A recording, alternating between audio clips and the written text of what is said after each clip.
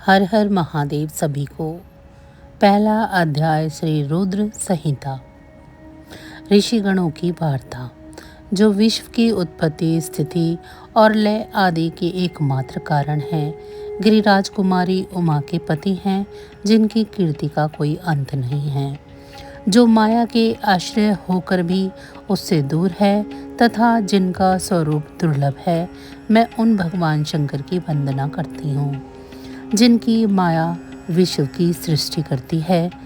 जैसे लोहा चुंबक से आकर्षित होकर उसके पास ही लटका रहता है, उसी प्रकार से ये सारे जगत जिसके आसपास ही भ्रमण करते हैं, उन्होंने इन प्रपंचों की रचना की विधि बतलाई है, जो सभी के भीतर अंतर्मयी रूप से विराजमान है। मैं उन भगवान शिव को नमन करती हूँ। ऋषि बोले, हे सूत जी, आप हमसे भगवान शिव व माता पार्वती के परम उत्तम एवं दिव्य स्वरूप का वर्णन कीजिए। सृष्टि की रचना से पूर्व, सृष्टि काल के मध्यकाल और अंतकाल में महेश्वर किस प्रकार व किस रूप में स्थित होते हैं तथा प्रसन्न होने पर अपने भक्तों को कौन कौन से उत्तम फल देते हैं। हमने सुना है कि भगवान शिव महान दयालु हैं, अपने भक्तों को कष्ट में नहीं देख सकते। ब्रह्मा, विष्णु और महेश तीनों देवता शिव जी के अंग से ही उत्पन्न हुए हैं। हम पर कृपा कर शिव जी के प्रकट देवी उमा की उत्पत्ति, शिव उमा विवाह, गृहस्थ धर्म एवं शिव जी के अनंत चरित्रों को सुनाइए। सूत जी बोले, हे ऋषियों, आप लोगों के प्रसन्न पतित पावनी श्री गंगा जी के समान है। ये सुनने वालों, कहने वालों और पूछने वालों, इन तीनों को ही पवित्र करने वाले हैं।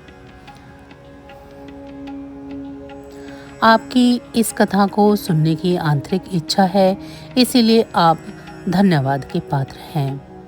ब्राह्मणों, भगवान शंकर का रूप साधु, राजसी और तामसी तीनों प्रकृति के मनुष्यों को सदा आनंद प्रदान करने वाला है। वे मनुष्य जिनके मन में कोई तृष्णा नहीं है, ऐसे ऐसे महात्मा पुरुष भगवान शिव गणों का ज्ञान करते हैं, क्योंकि शिव की भक्ति मन और कानों को प्रिय लगने वाली और संपूर्ण मनोरथों को देने वाली है। हे ऋषियों, मैं आपके प्रश्नों के अनुसार ही शिव के चरित्रों का वर्णन करता हूँ। आप उसे आदरपूर्वक श्रवण करें। आपके प्रश्नों के अनुसार ही नारद जी ने अपने पिता ब्रह्मा जी से यही प्रश्न किया था। तब ब्रह्मा जी ने प्रसन्न होकर शिव चरित्र सुनाया था। उसी संवाद को मैं तुम्हें सुनाता हूँ, क्योंकि उस संवाद में भवसागर से मुक्त कराने वाले गौरीश की अनेक आश्चर्यमयी लीला वर्णित है। ब्रह्मा जी बोले, हे नारद मुनि, कुबेर के कैलाश पर्वत पर तप करने से वहाँ पर भगवान शिव का शुभ आगमन हुआ। कुबेर को वर देने वाले विश्वेश्वर शिव जब निधिपति होने का वरदान देकर अंतर्ध्यान हो गए, तब उनके मन में विचार आया कि मैं अपने रुद्र रूप में, जिसका जन्म ब्रह्मा जी के ललाट से हुआ है और जो संहारक हैं, कैलाश पर्वत पर निवास करूंगा। शिव की इच्छा से कैलाश जाने के इच्छुक रुद्र देव ने जोर जोर से अपने डमरू को बजाना शुरू कर दिया। वह ध्वनि उत्साह बढ़ाने वाली थी। डमरू की ध्वनि तीनों लोकों में गूंज रही थी। उस ध्वनि में सुनने वालों को अपने आस पास आने का आग्रह था। उस डमरू ध्वनि को सुनकर ब्रह्मा, विष्णु आदि सभी देवता, ऋषि मुनि, वेद शास्त्रों को जानने वाले सिद्ध लोग बड़े उत्साहित होकर कैलाश पर्वत की ओर पहुंचे। भगवान शिव के सारे पार्षद और गणपाल जहां भी थे, वे कैलाश पर्वत पर पहुंचे। साथ ही असंख्य गणों सहित अपनी लाखों करोड़ों भयावनी भूत प्रेतों की सेना के साथ स्वयं शिव जी भी वहां पहुंचे। सभी गणपाल सहस्त्रों भुजाओं से युक्त थे। उनके मस्तक पर जटाएं थी। सभी चंद्रचूड़, नीलकंठ और त्रिलोचन थे। हार, कुंडल, केयूर तथा मुकुट से वे अलंकृत थे। भगवान शिव ने विश्वकर्मा को कैलाश पर्वत पर निवास बनाने की आज्ञा दी। अपने भक्तों के रहने के लिए योग्य आवास तैयार करने का आदेश दिया। विश्वकर्मा ने आज्ञा पाते ही अनेकों प्रकार के सुंदर निवास स्थान वहां बना दिए। उत्तम मुहूर्त में उन्होंने वहां प्रवेश किया। इस मधुर बेला पर सभी देवताओं, ऋषि मुनियों और सिद्धों सहित ब्रह्मा और विष्णु जी ने शिव का उमा का अभिषेक किया। विभिन्न प्रकार से उनकी पूजा अर्चना और स्तुति की। प्रभु की आरती उतारी। उस समय आकाश से फूलों की वर्षा हुई।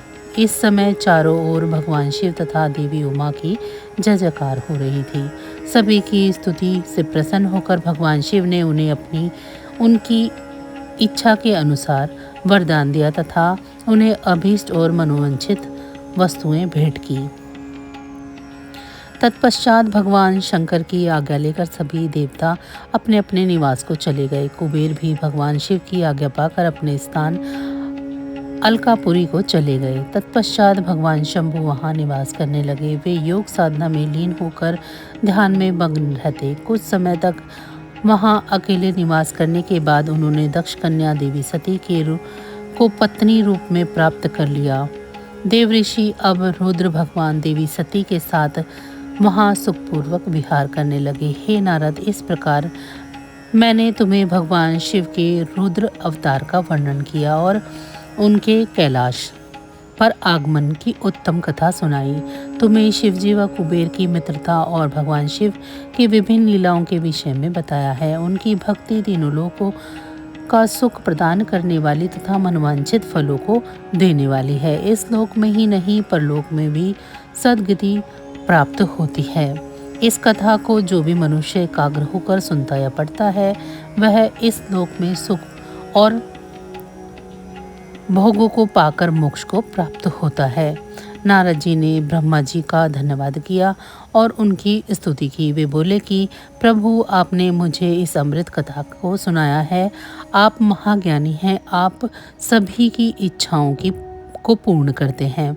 मैं आपका आभारी हूँ। शिव चरित्र जैसा श्रेष्ठ ज्ञान आपने मुझे दिया है। हे प्रभु, मैं आपको बारंबार प्रणाम करता हूँ। हर हर महादेव। शिव शंभु।